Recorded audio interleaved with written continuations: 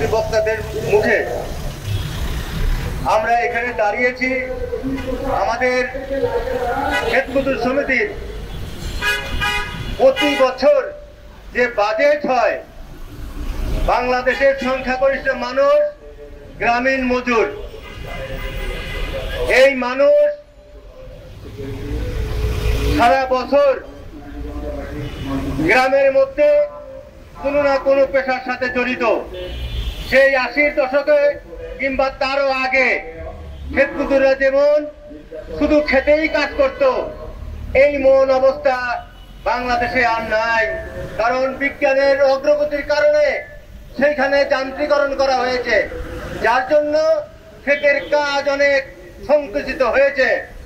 তাই ক্ষেত মজুররা কখনো খেতে কাজ করে, বাকি সময় রিক্সা চালায়, ভ্যান চালায়, ইট ভাটায়, বিভিন্ন অন্যান্য জায়গায় তারা বাঁচার তাগিদে কাজ করতে বাধ্য হয়।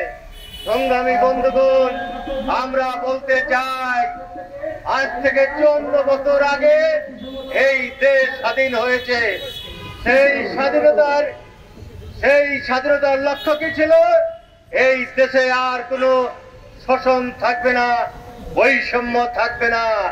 আমরা দেখলাম সেই কারণে ওই সময় সারা বাংলাদেশে এই কথা যখন মানুষ শুনতে পেয়েছিল, সেই 70-71 সালে যুদ্ধে এই দেশের জনগণ, এই দেশের কৃষক, এই দেশের ক্ষেত মজুর, এই দেশের শ্রমিক সেই মুক্তিযুদ্ধে ঝাঁপিয়ে পড়েছিল।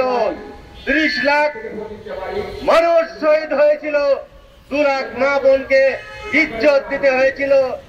এই বাংলাদেশকে এই শোষণ মুক্ত করার দাবি করার কারণে তৎকালীন পাকিস্তান সরকার বাংলাদেশকে পুরে খার করেছিল। আমরা সেখান থেকে, সেই চেতনা থেকে আমরা আমাদের একটা সংবিধান রচনা হয়েছিল। সেই সংবিধানে গরিব মানুষের কথা লেখা থাকলেও 54 বছরে কেউ বাস্তবায়ন করে নাই।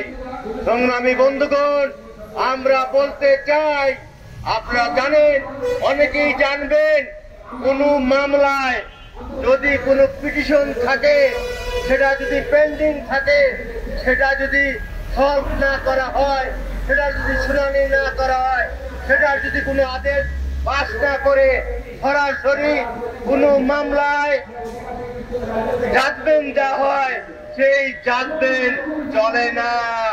তাই বন্ধুগণ, 71-এর যে চেতনার লক্ষ্যে, যে শোষণ মুক্তির লক্ষ্যে করা হয়েছিল, সেটা আজও বাস্তবায়ন হয় নাই।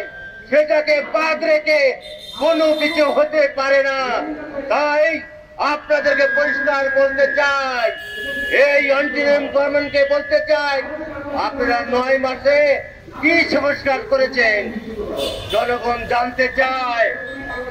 আমরা সেই সংস্কারে বিশ্বাসী, যে সংস্কার 54 বছরে হয় নাই, যে সংস্কার সংখ্যাগরিষ্ঠ মানুষের দাবি আদায় হয় নাই, সেই সংস্কার আমরা দেখতে পাই না। আমরা দেখতে পাচ্ছি আপনারাও তাল বাহানা করে এই ক্ষমতা দীর্ঘায়িত করতে চান। সংগ্রামী বন্ধুগণ, তাই আমরা বলতে চাই, আগামী 2 তারিখে 7,90,000 কোটি টাকার বাজেট আসবে। সেই বাজেটে আমরা কি দেখলাম?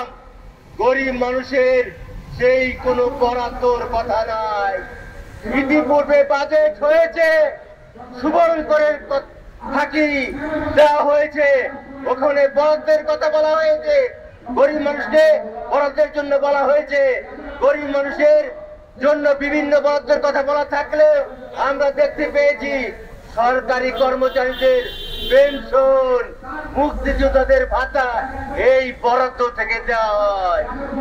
এইটা যদি আবারও হয়, এই দেশের গরিব মানুষ আন্দোলন করতে বাধ্য হবে। পক্ষে 10,000 টাকা মাসে পেনশনের ব্যবস্থা করতে হবে।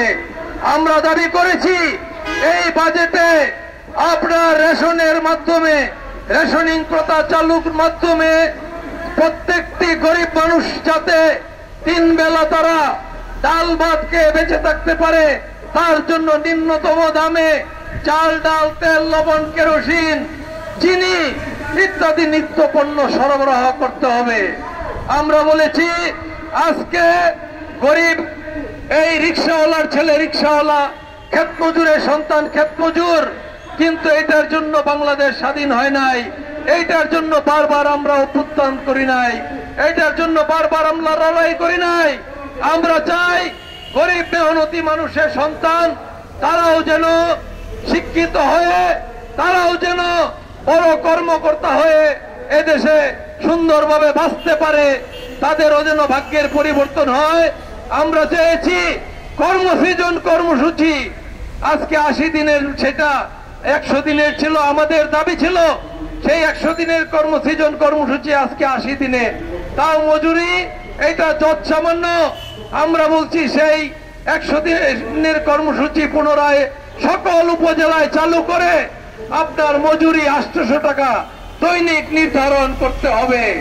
আজকে যাদের ভোটে এই সরকার আসে যায়, যাদের সমর্থনে এই সরকার এসেছে, সেই গরিব মেহনতি মানুষকে বাদ দিয়ে আপনারা ভালোভাবে ক্ষমতায় থাকতে পারবেন বলে মনে হয় না। আবার সেই গরিব মানুষ জেগে উঠবে, আবার সেই গ্রাম বাংলা, আবার সেই মানুষ নেমে পড়বে, কারণ তারা ঘুমাতে যায় হচ্ছে এই যে সুদের টেনশন, ঘুম থেকে উঠলেই সুদের অফিসার, কিস্তি অফিসার দরজায় এসে টুকা দেয়, তারা রাতে ঘুমাতে পারে না।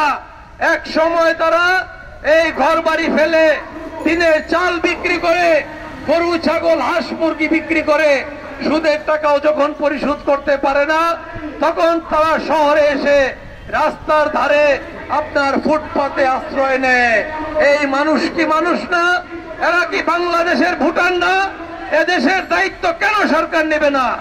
আমরা বলতে চাই এই গরিব মেহনতি মানুষের যদি ভাগ্যের উন্নয়ন না হয়, শোষণ বৈষম্য মুক্ত বাংলাদেশ কায়েম না হয়, আমাদের এই যে পুনরায় আরেকটি অভ্যুত্থানের জন্য গরিব মানুষকে প্রস্তুত করতে হবে। সেই আহ্বান জানিয়ে সকলকে ধন্যবাদ জানিয়ে এখানে উপস্থিত হওয়ার জন্য